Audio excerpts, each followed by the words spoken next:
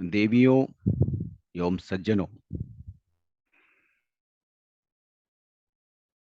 श्री रामचरितमानस के प्रणेता गोस्वामी जी महाराज द्वारा अपने महान ग्रंथ में अनेक व्यवहारिक तथ्यों का समावेश किया गया है।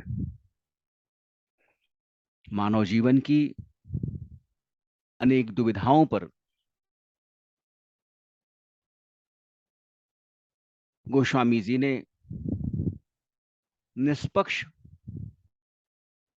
रूप से वेदों, उपनिषदों, स्मृति ग्रंथों एवं पुराणों के सूत्र के रूप में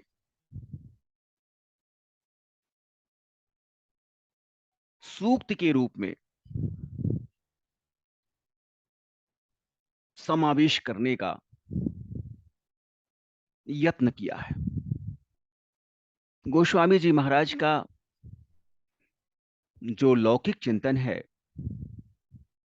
वो विलक्षण है। समाज की अनेक बारीकियों पर एक कुशल शिल्पी की भांति उनकी दृष्टि है। श्री रामचरितमानस के प्रसंगों में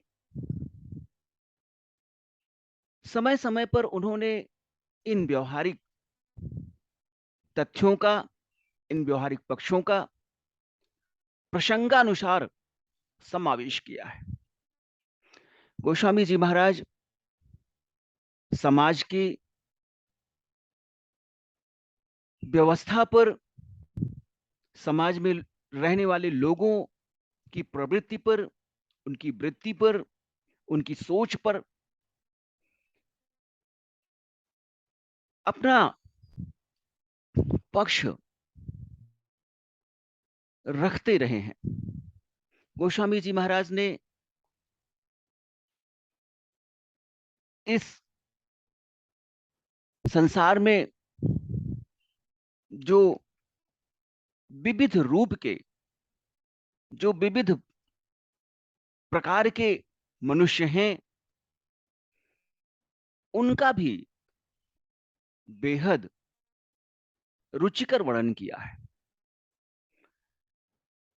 अनेक लोग हमारे जीवन में ऐसे आते हैं जिनको हम प्रथम दृष्टया पहचानने में भूल कर जाते हैं। उन्हें हम संत समझते हैं, सज्जन समझते हैं, नेक व्यक्ति समझते हैं, और वो वाणी से, अपनी वाक्पटुता से ऐसा होने का भ्रम भी फैलाते रहते हैं, किंतु वस्तु स्थिति इससे सदैव विपरीत होती है। गोस्वामी जी महाराज इस विषय पर अपना मंतव्य रखते हैं। तुलसी देखी सुबेशु, भूल ही मूढ़ न चतुर नर, सुंदर के की पेखु, बचन सुधा समय सनयहि। तुलसी देखी सुबेशु, ये जो सुंदर वेश है, ये जो वेशभूषा है, उसको देख करके केवल मूर्ख ही व्यक्ति भ्रमित नहीं होता है, पढ़े लिखे चतुर लोग भी उनके जाल में फंस जाते हैं।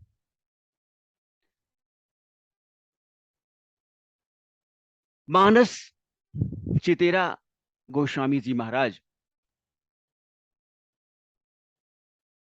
का यह चिंतन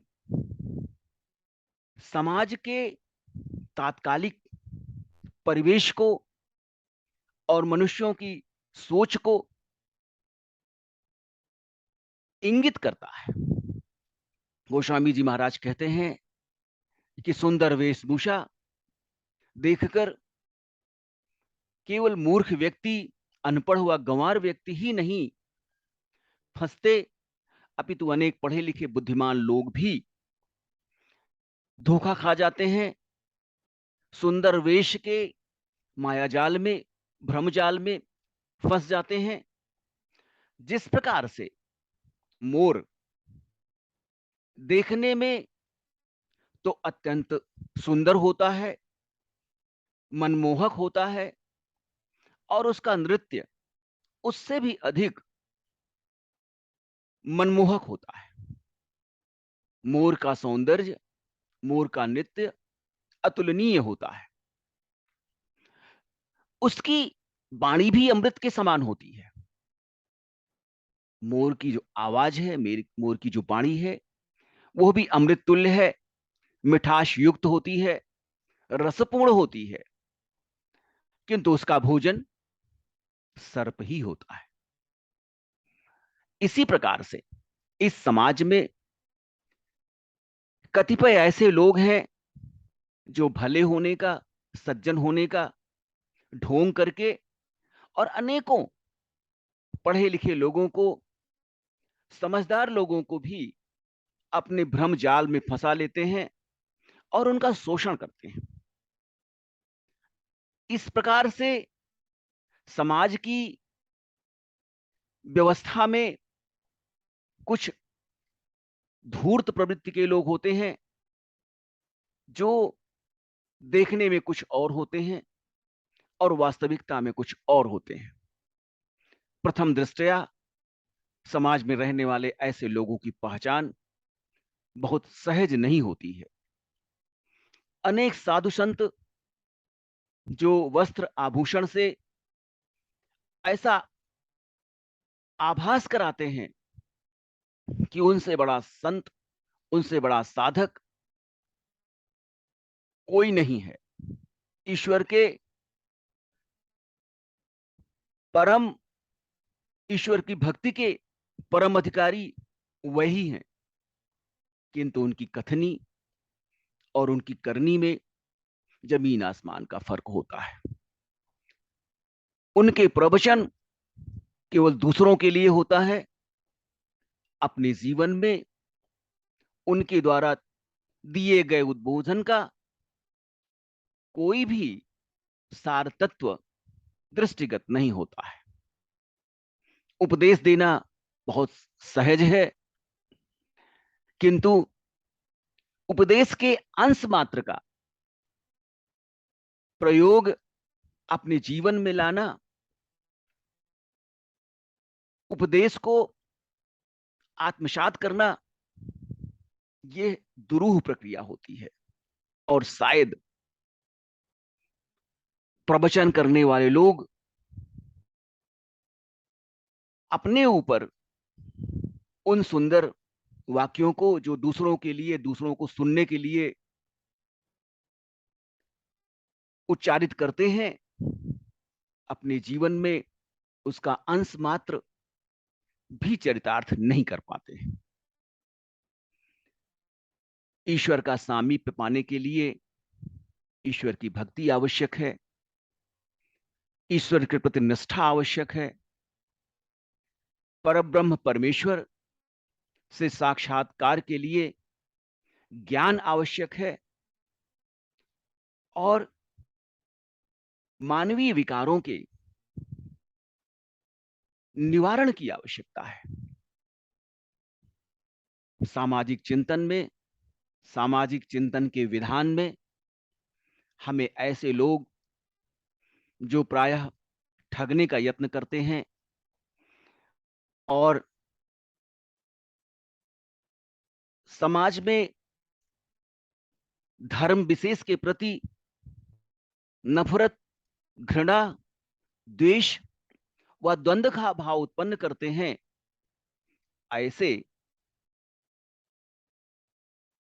मोर के समान मधुर वचन बोलने वालों से सजग रहने की आवश्यकता है, सतर्क रहने की आवश्यकता है, उनके झांसे से निकलने की आवश्यकता है। चाहे वो जितने बड़े संत हो, समाज सुधारक हो, साधक हो, लेकिन उनकी एक परीक्षा अवश्य लेनी चाहिए। ऐसे आंख बंद करके किसी भी साधक पर, किसी भी आराधक पर, किसी भी संत पर या किसी भी सज्जन व्यक्ति पर विश्वास करना श्रेयस्कर नहीं होगा। ऐसे लोग समाज में नकारात्मक प्रवृत्ति को प्रोत्साहित करते हैं और मानव मात्र के प्रति विश्वास को कम करते हैं। प्रायः ऐसे ठगों के कारण, ऐसे लोगों के कारण ही हम जो पात्र हैं उनको भी दान देने से हिचकिचाते हैं।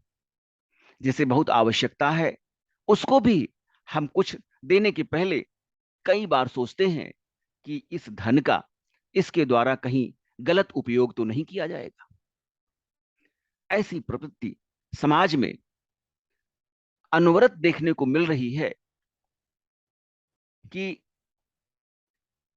अपनी चिकनी चुपड़ी बातों में लोग फंसा करके और सामान्य जन को ठगने का कोई भी उपक्रम छोड़ते नहीं है।